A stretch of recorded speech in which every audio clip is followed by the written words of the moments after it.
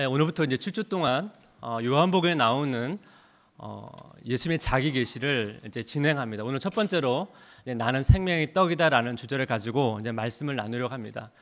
그 예수님의 그 자기 계시는 공간 복음에도 여기 나오지만 공간 복음은 어떤 제자들이나 고침을 받은 사람들이나 귀신 등 다양한 시각에서 예수님이 누구이신지를 보여줍니다. 요한복음은 공간 복음과 좀 달리 예수님 자신이 자기 자신이 누구신지를 보여주는 데 더 중요한 포커스가 있습니다. 이것이 이제 요한복음의 중요한 특징입니다. 예수님의 자기 계시의 형식이 좀 있습니다. 나는이라고 하는 전반부와 이다라고 하는 후반부로 이렇게 나누어집니다. 오늘 주제를 보시면 나는이라는 부분과 이제 생명이 떡이다 이렇게 구분해서 설명할 수가 있습니다. 그러니까 후반부는 어떤 예수님의 어떤 성품이나 어떤 성격을 좀 규정하는 그런 내용들이 따라오는 것입니다. 그런데 예수님께서 자기 자신을 계시하실 때 이 후반부가 생략되기도 합니다. 사실 오늘 본문의 바로 이제 앞부분에 그 제자들이 이제 배를 타고 가로지르러 가는데 바람도 불고 또 풍랑이 쳐가지고 굉장히 어려운 상황에 있었습니다. 그때 예수님께서 이제 물을 걸어오십니다. 제자들이 이제 보고 놀라자 예수님께서 20절에 하시는 말씀이 내니 두려워하지 말라 이 말씀하십니다. 여기서 내니라는 말이 나야 이런 의미입니다. 그러니까 뒤에 뭔가 설명하는 말씀이 없습니다. 그러니까 성경이 종종에 이렇게 자기 계시 앞부분만 설명하는 이런 내용들이 나옵니다. 이걸 좀 더 여러분에게 이제 이해를 돕기 위해서 설명을 드리면 제가 예전에 이제 집에 있을 때 인터폰으로 이제 벨이 울리면 이제 누구세요라고 하죠. 그 다음에 이제 이렇게 답변을 듣고 제가 문을 열어드리는데 항상 이렇게 대답하시는 분이 있습니다. 나다. 저희 아버지시거든요. 저희 아버지는 나다 이걸로 자기를 충분히 설명하는 겁니다. 더 이상 자기를 설명할 필요가 없는 것입니다. 근데 제가 거기다 대고 내가 누구인지 구체적으로 말씀하지 않으시면 내가 문을 열어드릴 수 없습니다라고 말한다면 아마 아버지께서 저한테 들어오시면서 너 내 목소리도 모르냐 하면서 아마 혼났을 것입니다. 그러니까 지금 구약에도 보면 하나님께서 모세를 부르실 때 하나님 자기 자신을 어떻게 소개하냐면 난 스스로 있는 자다 이렇게 말합니다. 이게 뭐냐면 나는 나야 이 말입니다. 또 아브라함을 부르실 때도 나는 전능하신 하나님이다 이렇게 말합니다. 근데 신약으로 오게 되면 예수님이 똑같이 구약에서 하나님을 계시하신 것처럼 설명하시는데 예수님은 좀 더 설명에 많이 붙습니다. 오늘도 예수님이 나는 생명의 떡이다 이렇게 간단히 말씀하시지만 22절부터 58절까지 내가 왜 생명의 떡인지를 굉장히 많이 말씀을 하십니다. 그런데 많은 사람들이 예수님을 잘 이해하지 못한다는 것입니다. 사실 하나님은 자신을 이렇게 자세히 설명하실 필요가 없습니다. 아담이 죄를 짓기 전에는 창세기 여러분 보시면 하나님과 아담은 자유롭게 하나님과 대화하며 교제했습니다. 근데 문제는 죄가 들어오니까 인간이 하나님이 영적으로 무지하다 보니까 하나님을 스스로 찾지도 않고 알지 못하다 보니까 하나님께서 자기 자신을 계시해야 되고 하나님은 자기 자신을 계시하지 않고는 우리가 알 수 없기 때문에 지금 계속적으로 하나님은 자기 자신을 알리시는 것입니다. 예수님도 마찬가지죠. 예수님도 인간의 몸을 입고 오셔서 우리 눈높이에 맞춰서 자기 자신이 누구인지를 계속 지금 설명하고 있는데 중요한 것은 뭐냐면 복음서 내내 사람들이 예수님이 누구인지를 이해하지 못하고 있다는 것입니다. 오늘 본문을 보시면 예수님을 찾아온 사람들이 질문하고 예수님께서 계속 답변을 하십니다. 이것이 계속 오가면서 이 생명의 떡이라는 주제를 가지고 계속 말씀이 진행되고 있는데 여기서 보시면 예수님을 찾아온 사람들이 제대로 이해하지 못하고 있다는 것을 결론적으로 우리가 볼 수가 있습니다. 오늘 굉장히 양이 많다 보니까 이걸 자세히 설명할 수는 없고 예수님의 중요한 특징적인 표현을 가지고 좀 말씀을 나누려고 합니다. 예수님께서 보통 말씀하실 때 모든 말씀이 다 중요하거든요. 근데 예수님의 그 표현 가운데 진실로 이런 표현이 있습니다. 이게 이제 아멘이라는 표현입니다. 아멘 우리 하죠. 이게 아멘이라는 뜻이 진실로라는 의미도 있고 그렇게 될 것입니다 이런 의미도 있습니다. 그러니까 보통 예수님께서 이거를 진실로 두 번 얘기했다는 것은 굉장히 중요한 얘기를 뒤에 하겠다는 얘기입니다. 근데 오늘 우리가 있는 이 생명의 떡 광야에 이 진실로 4번 정도 나옵니다. 4번.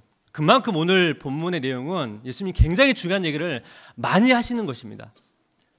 그래서 오늘 읽었던 22절부터 35절까지 2번 사용하고 있고 36절부터 58절까지 2번 사용합니다. 오늘은 앞부분 20절부터 35절까지 2번 사용하고 있는 이 진실로라는 표현을 중심으로 한 이 대화를 가지고 좀 말씀을 나누려고 합니다. 첫 번째 진실로 준수를 사용한 문맥을 한번 같이 살펴보겠습니다. 예수님을 찾아온 사람들이 질문을 던집니다. 요한복음 6장 25절입니다. 함께 읽겠습니다. 바다 건너편에서 만나 랍비여 언제 여기 오셨나이까 하니. 이 구절에서 보시면 먼저 이 사람들이 누구고 왜 이 질문을 던지는지 좀 이해하는 게 필요합니다. 지금 요한복음 6장은 오병이어의 기적으로 시작합니다. 갈릴리 바다의 동쪽에서 예수님께서 오병이어 기적을 일으키셨고 그 다음에 제자들 배를 태워서 보내시고 사람들이 예수님을 임금삼을 하자 예수님을 산으로 피하셨습니다.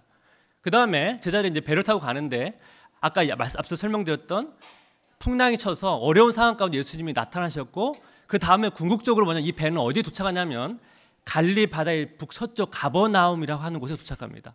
근데 오병이어 현장에 있었던 예수님의 그 이적을 경험했던 많은 사람들이 예수님을 찾다가 예수님을 못 찾아서 이들이 계속 예수님을 찾으러 배를 타고 가버나움에 도착했는데 거기서 지금 예수님을 만난 겁니다. 그러니까 여러분 이 질문을 잘 보시면 예수님을 찾아온 사람들이 사실 놀랬습니다. 왜냐하면 오병이어 현장에서는 제자들이 배를 타고 갈 때 예수님이 그 배에 함께 타지 않았거든요. 근데 지금 가버나움 와보니까 예수님과 제자들이 함께 있는 걸 보고 사실 놀란 것입니다. 그러니까 예수님께서 지금 갈릴리 바다를 걸어오신 그 사건을 보지 못했기 때문에 사실은 놀랄 수밖에 없는 것이죠. 그러니까 이 결론적으로 보시면 지금 예수님을 찾아온 사람들이 지금 예수님을 찾으러 배를 타고 엄청난 열정을 가지고 지금 예수님께 온 것입니다. 그리고 이 질문을 던진 것입니다. 근데 예수님의 답변을 보시면 여기 이제 처음으로 이제 진실로 주소가 사용됩니다. 26절 27절인데 우리가 함께 읽겠습니다. 예수께서 대답하여 이르시되 내가 진실로 너희에게 이르노니 너희가 나를 찾는 것은 표적을 본 까닭이 아니요 떡을 먹고 배부른 까닭이로다.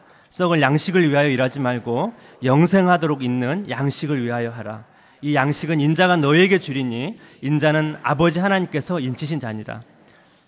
사실 예수님 답변을 보시면 질문과 별로 상관이 없는 얘기입니다. 언제 오셨습니까? 라고 말했으면 뭐 어제 왔다든지 그저께 왔다 이런 대답이 와야 되는데 그런 질문과 아무런 상관이 없는 너희가 나를 온 것은 표적을 본 까닭이 아니고 떡을 먹고 배부른 까닭이야 이렇게 말합니다. 그러니까 표적이라는 것은 예수님이 누구이신지를 보여주기 위한 것입니다. 오병이의 표적을 경험한 사람들은 이 표적을 통해서 예수님이 누구신지를 알고 싶어서 온 것이 아니라는 것이죠. 그래서 예수님께서 27절에 보시면 썩을 양식을 위해서 일하지 말고 이 표현을 씁니다. 이것이 떡을 먹고 배부른 까닭이라 이거랑 같은 맥락입니다. 그럼 썩을 양식이 뭡니까? 제일 쉽게 생각하면 만나를 생각하시면 됩니다. 만나는 이스라엘 백성들이 광야에서 예수님께서 그들을 먹이시기 위해서 매일 내려준 것입니다. 만나는 먹어야 사는 거죠. 하지만 만나는 하루 지나면 썩습니다. 그렇죠? 그러니까 이 썩을 양식이라고 하는 것은 우리가 이 땅을 살기 위해서 반드시 필요한 것입니다. 하지만 이것은 영원한 가치는 없는 것입니다. 지금 예수님을 찾아온 사람들이 영원한 가치를 얻기 위해서 예수님께 온 것이 아니고 썩을 양식을 얻기 위해서 왔다는 것을 지금 예수님께서 말씀하고 있는 것이죠. 여러분 이 질문은 우리에게 던져주는 메시지가 좀 있습니다. 여러분 오늘 이 수요 예배에 어떤 목적으로 오셨습니까? 사실은 지금 예수님을 찾으러 배를 타고 이렇게 왔는데 이들에게 너무 좀 심한 말씀은 아닐까 좀 그렇게 생각이 들 수도 있습니다. 어떤 현실적인 어려움의 문제를 가지고 그 문제를 좀 해결하기 위해서 지금 예수님께 나왔는데 이 예수님의 대답은 좀 그것에 비하면 너무나 좀 가혹한 말씀은 아닐까 그렇게 생각이 들 수도 있습니다. 제가 이제 신방을 이렇게 해보면 갈수록 이렇게 여러 가지 사업에 대한 어려움, 회사의 어려움, 건강의 문제, 경제적인 어려움, 뭐 자녀의 학교 관계의 문제, 뭐 취업, 결혼, 이 겹겹이 쌓여 있는 이 많은 문제들을 생각해 본다면 좀 예수님의 이 대답은 사실 좀 무겁습니다. 제가 그 대학을 졸업할 때 이 현실적인 부분에 굉장히 고민했던 적이 있습니다. 사실 저는 이제 대학 전공을 선택할 때 좀 취업이 잘 되는 쪽을 선택했습니다. 사실 저는 그래서 대학을 다니면서 제가 무슨 직장을 다닐지에 대해 크게 고민을 하지 않았습니다. 거의 방향이 결정돼 있었기 때문에. 근데 제가 IMF를 이제 경험하게 되면서 제가 전공한 분야가 이제 취업이 막혔거든요. 그러다 보니까 제가 졸업을 앞두고 내가 과연 어떤 직업을 가져야 되고 내가 무엇을 먹고 살아야 되는지에 대해서 심각한 고민을 하지 않을 수밖에 없었습니다. 오늘 이 하나님의 말씀은 우리가 이 땅을 살기 위해서 반드시 필요한 것이 아무런 의미가 없다는 말씀이 아닙니다. 다만 우리가 이것에 사로잡히게 된다면 우리가 더 중요한 것을 놓칠 수 있다는 것을 예수님께서 지금 강조하고 있는 것이죠. 우리가 예수님을 찾아야 될 더 중요하고 본질적인 질문이 있다는 것을 지금 예수님께서 말씀하고 있는 것입니다. 그런 의미에서 오늘 본문은 굉장히 현실적인 어려움이 많은 성도분들에게는 좀 어떻게 무거운 말씀일 수도 있겠지만 반대로 생각한다면 굉장한 소망이 되는 말씀이 될 수가 있습니다. 두 번째로 진실로 진실로 사용한 표현이 있는 좀 문맥을 한번 같이 한번 살펴보겠습니다. 예수님이 찾아온 사람들이 다시 질문을 던집니다. 요한복음 6장 28절입니다. 우리 함께 읽겠습니다. 여러분, 사람들이 이 질문을 왜 던질까요? 예수님께서 이 앞에서 너희가 썩을 양식을 위해서 일하지 말고 영생을 유지하는 양식을 위해서 일하라 이렇게 말했거든요. 그러니까 우리가 무슨 일을 해야 됩니까? 라고 물은 겁니다. 그러니까 예수님께서 29절에 답변을 하십니다. 함께 읽겠습니다. 예수께서 대답하여 이르시되 하나님께서 보내신 이를 믿는 것이 하나님이 일이니라 하시니. 예수님의 대답은 뭡니까? 하나님께서 보내신 자를 믿어라. 그러니까 예수님을 찾아온 사람들이 다시 질문을 던집니다. 이게 요한복음 6장 30절입니다. 우리 함께 읽겠습니다. 그들이 묻되 그러면 우리가 당신을 믿도록 행하시는 표적이 무엇이니까? 하시는 일이 무엇이니까? 이 말은 뭐냐면 지금 믿으라고 그러는데 내가 당신을 믿도록 당신은 어떤 표적을 보여주시겠습니까? 이 질문을 던진 겁니다. 그러자 예수님께서 이제 답변을 하시는데 여기에 이제 두 번째 진실로 진실로가 등장합니다. 요한복음 6장 32절부터 35절까지의 말씀입니다. 우리 함께 읽겠습니다. 예수께서 이르시되 내가 진실로 진실로 너에게 이르노니 모세가 너에게 하늘로부터 떡을 준 것이 아니라 내 아버지께서 너에게 하늘로부터 참떡을 주시나니 하나님의 떡은 하늘에서 내려 세상에 생명을 주는 것이니라. 그들이 이르되 주여 이 떡을 항상 우리에게 주소서. 예수께서 이르시되 나는 생명의 떡이니 내게 오는 자는 결코 줄이지 아니할 터이요 나를 믿는 자는 영원히 목마르지 아니하리라. 너희가 모세가 지금 만나를 줬다고 얘기하는데 모세가 아니고 하나님 만나를 준 것이고 하나님이 참떡을 주기를 원하는데 그 떡은 세상에 생명을 주는 거다. 그리고 그 떡이 바로 나다. 예수님이 이렇게 말씀합니다. 지금 예수님과 그 예수님을 찾아온 사람이 두 번이나 질문 답변이 왔다 갔다 했습니다. 근데 이 예수님을 찾아온 사람들과 예수님 사이에 중요한 관점의 차이가 있습니다. 그 중요한 관점이 뭐냐면 예수님을 찾아온 사람들은 자기 중심성으로 얘기하고 있는 거고 지금 예수님은 지금 하나님 중심성으로 지금 얘기를 하고 있습니다. 우리가 다시 한번 이 질문들을 보면서 왜 그런지를 다시 한번 보겠습니다. 예수님을 찾아온 사람들의 질문이 6장 28절입니다. 그들이 묻되 우리가 어떻게 하여야 하나님 일을 하오리까? 이 질문을 보시면 이 질문을 잘 보시면 우리가 무엇인가 하나님을 위해서 하려고 하는 좋은 의도인 것 같습니다. 근데 이 질문의 의도는 그게 아니에요. 내가 하나님의 일을 행함을 통해서 내가 하나님 앞에 인정받고 싶고 하나님께 용납받고 싶고 또 하나님의 행함을 통해서 내가 무엇인가를 성취했다는 그런 만족감을 누리고 싶은 자기 중심적인 질문입니다. 그래서 예수님의 대답을 보시면 관점이 확 달라집니다. 6장 29절 예수께서 대답하여 이르시되 하나님께서 보내신 이를 믿는 것이 하나님 일이니라 하시니. 지금 예수님의 답변은 뭐냐면 하나님께서 보내신 자를 믿는 게 너희의 일이 아니고 하나님의 일이라고 말합니다. 지금 예수님께 찾아온 사람들은 우리가 뭘 해야 됩니까? 라고 물었습니다. 믿어라라고 말해놓고 지금 그 믿는 것조차도 뭐예요? 하나님 일이라고 말합니다. 우리가 오늘 말씀을 읽지는 않았지만 여러분 오늘 하반부 뒷부분을 가서 보시면 어떤 말씀이 있냐면 아버지께로 나에게 보내신 자는 나에게 올 것이고 아버지께서 이끌지 아니하면 아무도 나에게 올 수 없다. 이 얘기를 합니다. 그러니까 뭐냐면 하나님께 나오는 것이나 믿는 것은 뭐냐면 너희가 할 수 있는 게 아니고 하나님께서 하셔야 된다는 것을 보여주고 있는 이 하나님의 중심성을 보여주고 있는 것입니다. 예수님이 또 예수님을 찾아온 사람들이 또 질문을 던졌습니다. 30절이죠. 요한복음 6장 30절. 그들이 묻되 그러면 우리가 당신을 믿도록 행하시는 표적이 무엇이니까? 하시는 일이 무엇이니까? 여러분 이 질문도 사실은 자기 중심적인 표현입니다. 이 말은 뭐냐면 내가 당신을 믿도록 나를 만족시키라는 것입니다. 나를 만족시킬 만한 표적을 보여달라는 겁니다. 그래서 이들이 말한 게 뭐냐면 만나입니다. 만나. 여러분 유대인들이 생각하는 그 표적의 진정성이 뭐냐면 이 표적이 하늘로부터 내려왔다는 것입니다. 여러분 우리가 잘 아는 것처럼 만나는 어떤 재료도 없이 40년 동안 하늘에서 내렸습니다. 근데 오병의 기적은 뭐예요? 하늘에서 내린 게 아니죠. 그리고 뭔가요? 누가 준 재료를 가지고 한 2만여 명을 먹였습니다. 사실 오병의 기적도 사실 하나님이 하지 않고는 결코 생길 수 없는 놀라운 역사였습니다. 근데 그들은 뭐예요? 그것만으로는 믿지 못하겠다는 것입니다. 사실 예수님께서 오병이의 이적을 보여주기 전에 이미 오래전부터 수많은 이적을 보여주셨습니다. 그러니까 지금까지 이 많은 이적을 보여주면서도 너희들이 믿지 못했다면 또 다른 이적을 보여준다 할지라도 너희들은 믿지 않을 것이다. 예수님이 그걸 아시고 표적을 보여주신 게 아니고 오늘 아까 우리가 읽었던 내가 생명의 떡이다 라고 하는 말씀을 가지고 말씀하신 것입니다. 제가 앞에서 예수님의 답변은 하나의 중심적이라는 표현을 제가 말씀을 드렸습니다. 그 예수님의 대답 가운데 공통된 그 단어가 있거든요. 29절과 35절인데 29절을 보시면 하반부에 보면 뭡니까? 굵은 글씨 보이시죠? 이를 믿는 것이 하나님께서 보내신 이를 믿는 것이 하나님의 일이다. 35절 보시면 하반절에 보시면 나를 믿는 자는 영원히 목마르지 아니하리라. 여기 믿는다는 단어거든요. 그러니까 이 믿는다는 단어가 하나님의 중심성을 가장 잘 표현하는 단어입니다.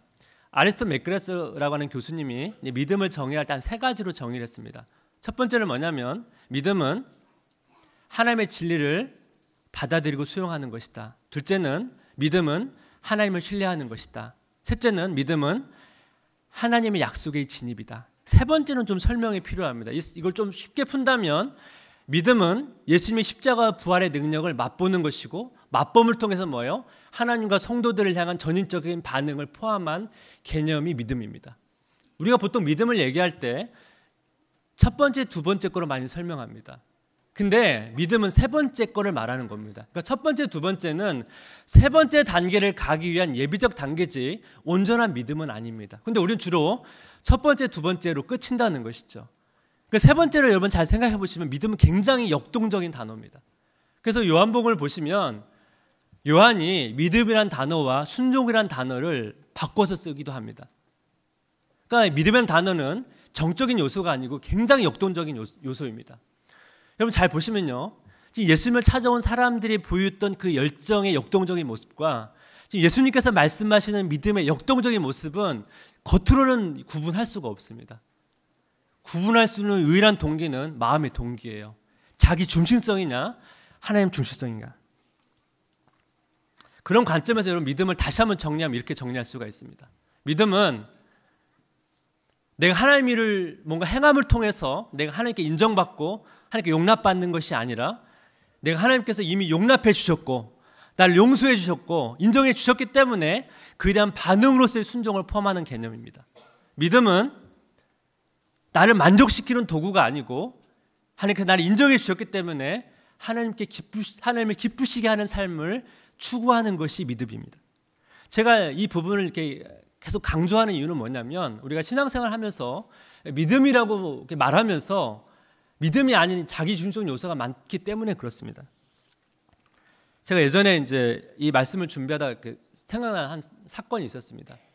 제가 대학 선교단체에서 그 어떤 그 예배를 준비하는데 그 선교단체 그 이제 간사님 앞에서 말씀을 전하고 제가 뒤에 기도회를 인도하기로 되어 있었습니다. 근데 이 간사님이 너무나 그 은혜를 많이 받으셔가지고 말씀이 굉장히 길어졌습니다. 그래서 거의 이제 기도회 끝나는 그 시간까지 말씀을 인도했습니다. 그러니까 이제 간사님이 이제 그 시간을 보고 시간이 얼마 남지 않았으니까 그냥 기도하고 마쳤습니다. 그래서 이제 그 모임이 너무 이렇게 좋게 잘 끝났거든요. 너무 은혜로운 모임이었고 은혜도 많이 받았습니다. 근데 저는 모임 끝나는데 별로 기분이 좋지가 않았습니다. 제가 왜 기분이 안 좋았는지 잘 보니까 딱 이유는 하나예요. 제가 준비한 기도를 제가 인도하지 않았거든요. 그러면서 제 안에 그 마음의 동기를 보았습니다. 이 모임이 얼마나 하나님께 잘 드려졌는지, 이 모임을 하나님이 기뻐하시는지가 아니라 그보다 더 중요한 건 뭐냐면 내가 준비한 기도를 내가 했냐 안 했냐. 만약에 간사님이 제 시간에 그 설교를 마치시고 제가 인도를 했다면 저는 제가 그 모임을 어떻게 준비했는지 몰랐을 것입니다. 계획이 틀어졌기 때문에 제가 그 모임을 어떤 마음을 가지고 어떤 동기를 가지고 준비했는지를 발견하게 됐습니다. 그러다 보니까 제가 사역을 하다 보면 제가 이런 요소를 보게 됩니다. 또 그러면서 깨달은 게 뭐냐면 제가 깨닫지 못했지만 얼마나 내 중심적으로 믿음이라고 말하면서 하는 사역들이 얼마나 많을까 그런 생각을 하게 됐습니다. 여러분 한번 신앙생활 한번 돌아보십시오.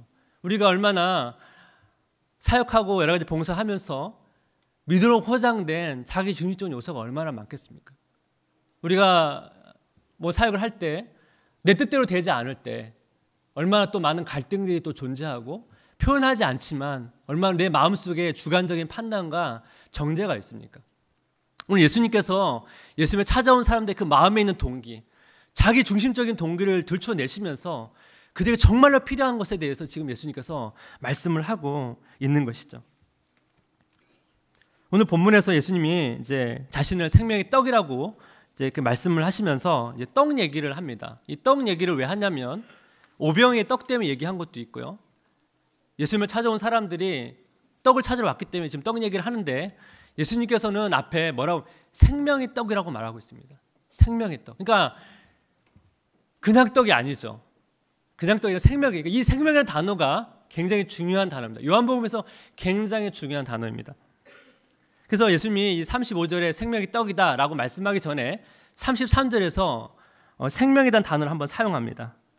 6장 33절 우리 함께 읽겠습니다.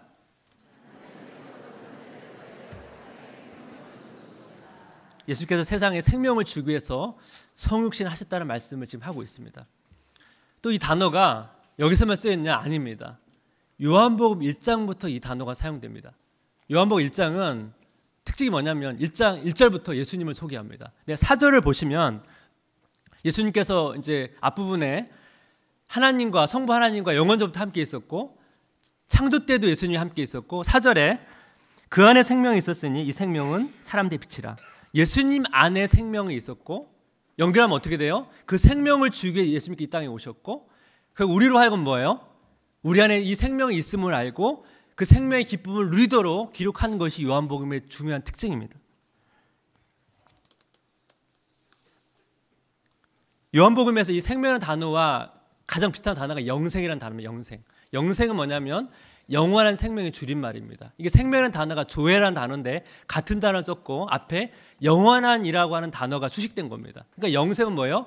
영원히 사는 거죠. 근데 영원히 사는 것은 영생을 충분히 설명할 수는 없습니다. 왜냐하면 예수님이 이 땅에 오지 않아도 우리는 어차피 영원히 살게 되어 있습니다. 천국이든 지옥이든 우리는 어차피 영원히 사는 존재입니다. 그러니까 영생은 영원히 사는 데 포커스가 있는 게 아니고 영원히 어떻게 사느냐가 중요합니다. 그래서 요한복음에서 영생을 이렇게 정리하죠. 17장 3절입니다. 우리가 잘 아는 말씀입니다. 함께 읽어보겠습니다. 영생은 곧 유일하신 참 하나님과 그가 보내신 자 예수 그리스도를 아는 것이니라. 우리가 영원한 생명이 있고 그 영원한 생명이 있기 때문에 뭐예요? 하나님과 예수 그리스도를 인격적으로 알아가는 것이 그 핵심입니다. 그 생명에 대해서 좀 더 구분해서 설명한 분이 있습니다. 헬리스 쿠갈이라고 하는 분이 이제 자연적인 생명과 하나님의 생명이라고 하는 것을 구분해 설명했는데 이 하나님의 생명이 요한복음에서 말하는 생명이랑 같은 개념입니다. 자연적인 생명이 뭐냐면 자기를 추구하는 성향을 말합니다. 근데 이게 나쁜 건 아니에요. 왜냐하면 우리가 자연적인 생명이 있기 때문에 우리가 어떤 목표를 가지고 열심히 일하는 것은 이 자연적 생명이 있기 때문에 그렇습니다. 이거는 뭐예요? 다 모든 인간에게 다 존재합니다. 하지만 하나님의 생명은 믿는 사람들에게만 존재하는 것이고요. 이것은 우리의 영혼과 연합되어 있습니다. 그리고 하나님의 생명은 이 자연적인 생명은 하나님의 생명의 통제를 받아야만 됩니다. 그래서 헬리스 쿠갈이 어떤 글을 인용하는데 한번 제가 읽어드리겠습니다. 참된 신앙생활은 온 마음으로 선을 행하며 거기서 기쁨을 얻는 것이다. 그리스도인이 선을 행하는 이유는 외적인 동기, 지옥의 공포나 천국의 약속 때문은 아니다. 그보다 그가 그리스도의 생명을 소유하고 있기 때문에 그로 말미암아 새로운 열망에 의해 선을 행한다. 그리스도의 최고의 행복은 하나님의 완전함을 묵상하고 하나님의 뜻에 복종하는 데 있다.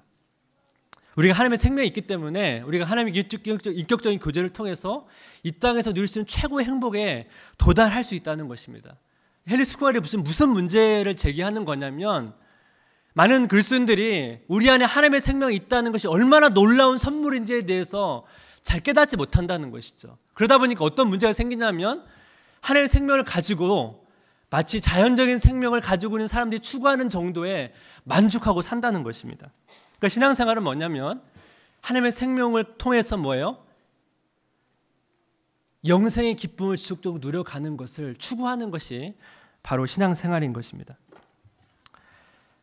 제가 그 대학 때 이제 선교 단체를 통해서 그 신앙생활의 이런 이 기쁨을 많이 누렸습니다. 근데 제가 이제 직장 생활을 제가 IT 쪽에서 일을 이제 하게 됐는데 매일 이제 야근도 많고 토요일도 출근하고 때로는 이제 주일에도 예배드리고 이제 출근해야 될 때가 좀 있었습니다. 그러다 보니까 제가 영적으로 굉장히 좀 많이 답답했습니다. 그래서 제가 그때 결단한 게 뭐냐면 백의종군하는 마음으로 제가 선교단체에서 공동체 생활을 했는데 제가 거기에 다시 들어갔습니다. 마침 그 공동체 생활을 하던 곳과 제가 일하던 곳이 가까워가지고 제가 거기서 이제 출퇴근하면서 제가 이제 그 회사를 다니면서 그들과 같이 영적인 도전도 받고 제가 또 영적인 도전 주고 그런 생활을 이제 시작했습니다. 제가 그때 그 청년들이 조금 많은 근데 좀 작은 교회입니다. 제가 그 교회를 섬기고 있었는데 담임 목사님께 저한테 오셔서 대학도 졸업했고 선교단체도 오래 섬겼으니까 우리 교회도 대학 청년들이 많은데 교회에서 좀 같이 공동체를 하면 어떻겠냐. 그래서 저에게 이제 제안을 하셨습니다. 그래서 제가 이제 고민하다가 선교단체 후배들한테 이제 양해를 구하고 제가 이제 교회에서 이제 공동체 생활을 시작했습니다.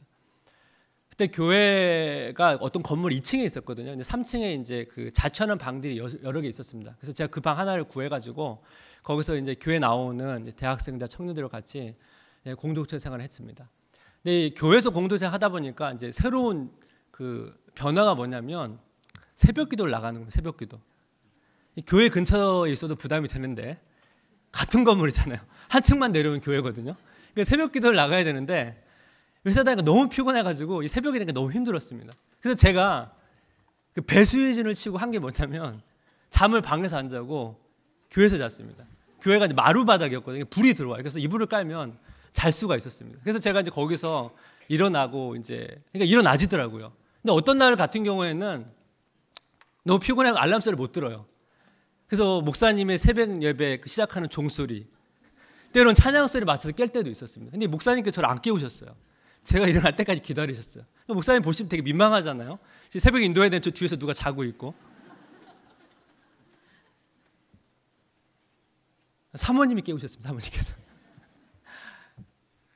근데 제가 그 생활을 하면서 제가 이제 그래서 새벽기도를 이제 나가기 시작했거든요. 근데 새벽기도 못 나갈 때가 있는 거예요. 그러니까 그때는 대안이 없어요. 그래서 제가 그 다음에 이제 생각한 게 뭐냐면 그 다음에 뭔가 시간을 가져야 돼. 시간이 없어요. 제가 이제 회사 점심 시간을 이용해가지고 점심 먹고 한 2-30분 시간이 벼가지고 회사 근처에 있는 교회에 가거나 그 회사 일하는 뒤에 뒷편에 산책로가 있는데 되게 조용했습니다. 산 좀 이렇게 언덕이 있었거든요. 그래서 거기서 이제 묵상하고 기도하고 그 시간도 여의치 않으면 내가 회사 일을 마치고 집에 가기 전에 교회를 들려서 내가 하나님과의 경건의 시간을 가져야겠다. 그래서 제가 나름대로 첫 번째가 무너지면 두 번째가 무너지면 세 번째. 그래서 제 나름대로의 이 시간을 반드시 가져야겠다는 그 목표를 가지고 원칙을 이제 세우고 이렇게 시간을 보냈습니다.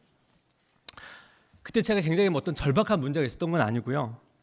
그때 제 유일한 소원은 뭐냐면 하나님과 하루하루 동행하고 싶었습니다. 그리고 회사 생활을 좀 이렇게 즐겁게 주님 안에서 즐겁게 하고 싶었습니다. 제가 이게 무너지니까 제 마음이 너무 강팍해지고요. 막 회사 일하다 보니까 너무 짜증이 나가지고 그런 걸 보면서 제 안에 그 부패한 모습을 이렇게 보면서 너무 괴로웠거든요.